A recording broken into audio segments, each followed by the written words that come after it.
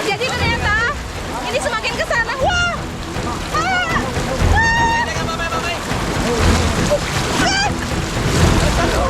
Ini harus kencang banget.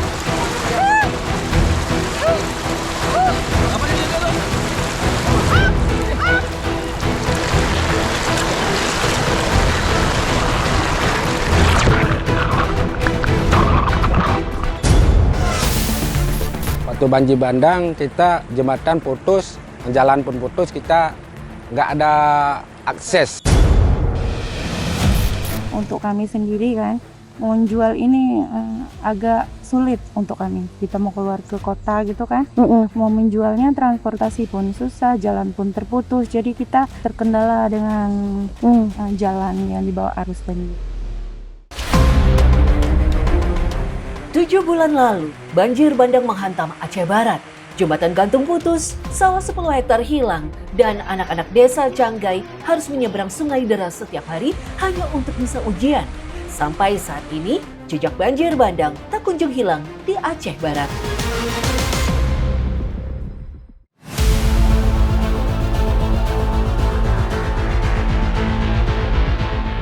Pasca banjir bandang yang menghantam 3 kecamatan paling parah di Aceh Barat, Sungai Mas, Woyla, dan Pantai Cermin, tim Indonesiaku masuk ke salah satu lokasi terparah.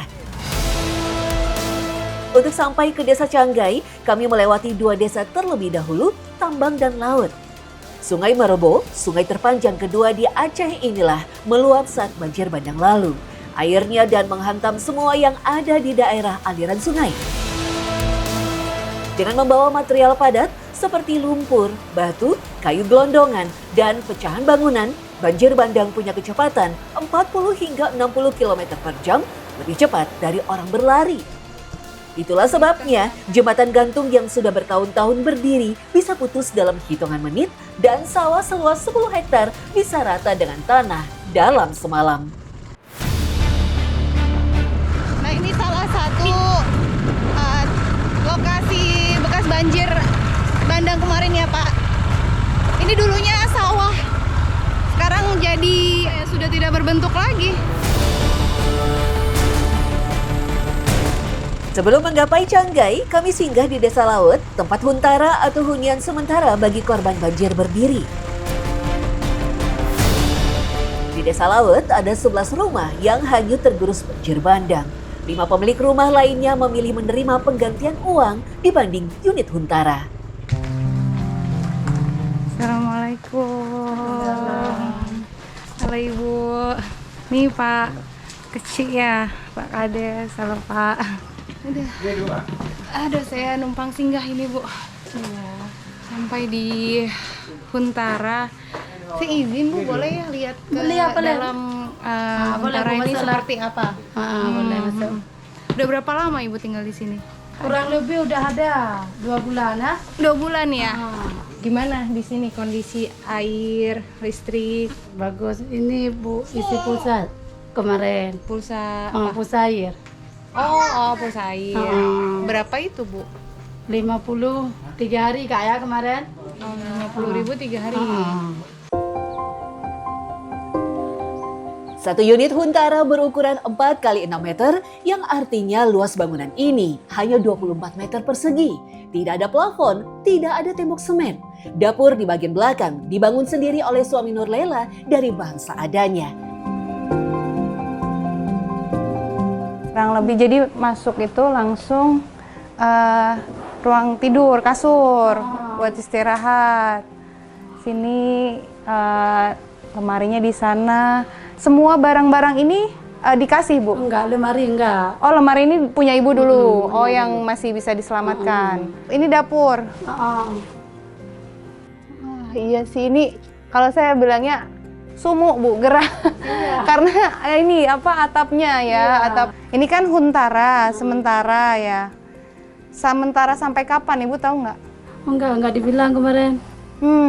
Enggak bilangnya kapan siap rumah kan? Enggak dibilang sebelum siap rumah masih di sini. Melalui Badan Nasional Penanggulangan Bencana, pemerintah menganggarkan program R3P, Rencana Rehabilitasi dan Rekonstruksi Pasca Bencana. Dari 17 kabupaten di Aceh yang terdampak, Aceh Barat mendapat lebih dari 30 unit hunian tetap plus 12 huntara. Rencana pindah ke huntapnya, hunian tetap kan? Kapan itu Pak kira-kira? Ya harapan kami ya mungkin untuk dibangun rumah ya. Jangan nggak mungkin di huntara terus ya kan. Seharusnya pertengahan tahun ini sudah ada progres pembangunan.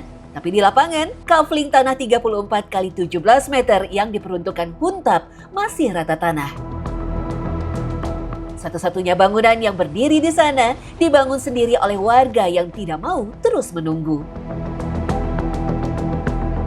Nah kalau dilihat posisi yang akan dibangun huntap ini masih nggak begitu jauh, malah terbilang di tepi sungai juga ya Pak. Tapi tanahnya memang lebih tinggi. Oh itu rumah Bapak dulu. Ini mana? Oh rumah anak, rumah Bapak dulu. Bapak sini dia ke membawa orang lain nih, panggung nih. Rumah panggung, rumah anak Bapak. Rumah terdahulu kakek 5 cucu ini terletak di aliran Sungai Marebo. Bangunan rumah ia dan salah satu putranya menjadi yang paling parah terhantam arus air. Tapi Bapak sudah mendata diri Bapak untuk diganti huntap. Kalau data pagi. Tapi sampai hari ini belum tahu kapan jadi huntapnya. Belum. Jadi kalau secara keseluruhan se-Kabupaten Aceh Barat itu diwacanakan ada sebanyak 37 unit huntap, hunian tetap, dan 12 huntara gitu. Sementara yang di sini di Desa Lawit ya Pak? Desa Lawit. Ini belum nampak sama sekali progres dari bangunan huntap gitu. Jadi Bapak ya tinggalnya seperti ini.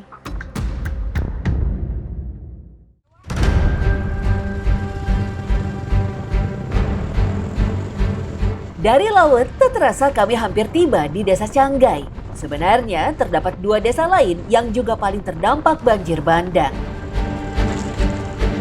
Setelah Canggai, ada Desa Jambat dan yang paling ujung Desa Sikundo.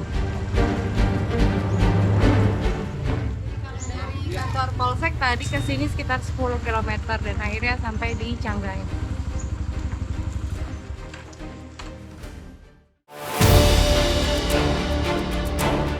Desa Canggai punya 3 dusun, dihuni lebih dari 100 kepala keluarga. 38 kakak diantaranya. Faktanya, anak-anak itu memang harus bersekolah di SD Negeri Alulok di Desa Jambat. Sementara di desa mereka tak ada fasilitas sekolah. Karena sempat viral, hari ini anak-anak difasilitasi truk dari Kodim 0105 Aceh Barat untuk berangkat sekolah.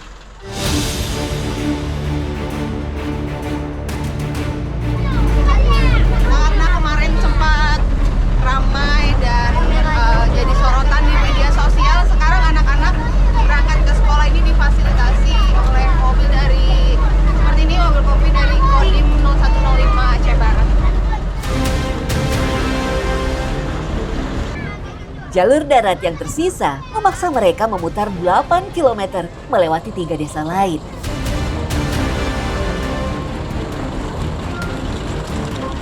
Padahal sebelum jembatan hancur, jaraknya hanya 2 km. Hari ini anak-anak aman naik truk, tapi ini bukan solusi permanen. Sekolah esok, kita tidak tahu.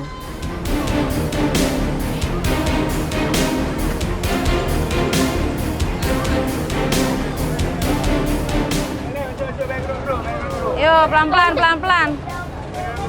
Pelan-pelan ya. Akhirnya sampai.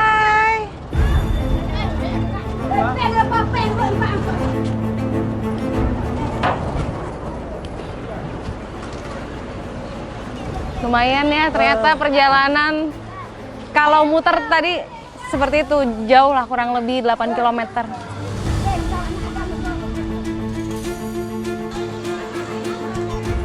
Inilah SD Negeri Alulok. Banjir bandang menghancurkan sebagian bangunan sekolah, UKS, perpustakaan, kantor guru, rumah dinas guru, bahkan sebagian ruang kelas hanyut. Yang paling mengkhawatirkan, banjir menggeser aliran sungai 25 meter lebih dekat ke bangunan sekolah. Artinya, jika banjir datang lagi, sekolah ini lebih rentan dari sebelumnya. Rencana relokasi sudah ada, tapi hingga sekarang belum ada kepastian kapan. Kapan akan direlokasi kalau memang sudah diwacanakan, Pak? Direncanakan di tahun ini, ya, di tahun 2026 ini mungkin ada tahapnya.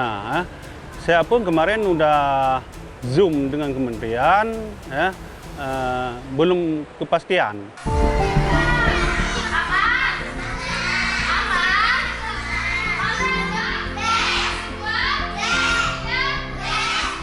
Sejak banjir bandang melanda, pihak sekolah membagi lokasi belajar terkhusus anak-anak di Desa Canggai agar tak perlu datang ke sekolah. Aktivitas belajar mengajar darurat pun sempat dilakukan di bangunan Polindes. Namun, anak-anak terpaksa menyeberang sungai ketika hari ujian sekolah datang.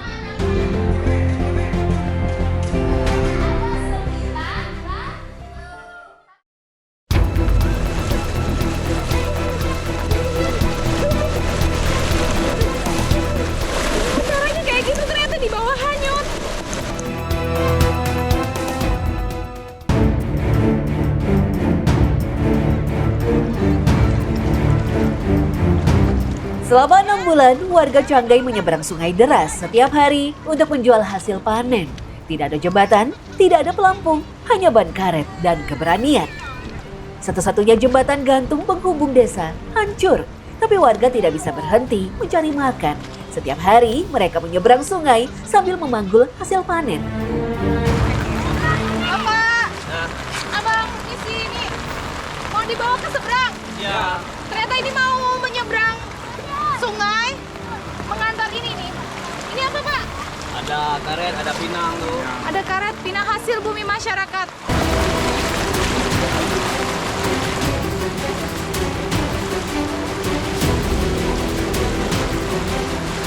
Ini baru di pinggirannya aja arusnya udah terasa banget ya ini. Kencang, apalagi sekarang lagi turun hujan deras.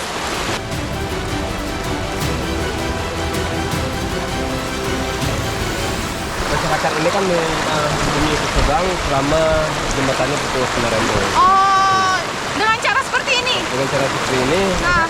ini kan jalur alternatifnya yang dekat lah. Oh, Jalur yang kalau mau lainnya mutar jauh. jauh. Di tengah sungai, arus semakin kencang.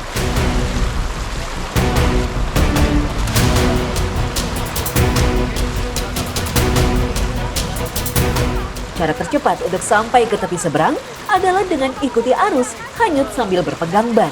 Itulah yang dilakukan salah satu warga setiap hari. Jadi ternyata ini semakin ke sana. Wah!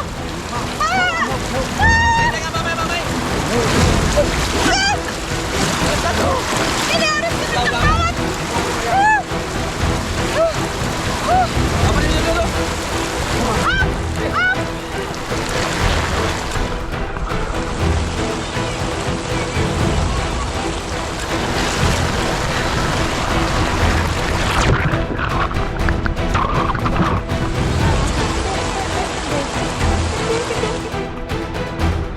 Kami beruntung selamat. Inilah realita yang dihadapi warga Canggai setiap hari selama hampir 6 bulan agar tetap bisa berpenghasilan. Caranya kayak gitu ternyata di bawah hanyut. Sementara kami yang mengalami insiden barusan rasanya sudah tak lagi ingin mengulanginya.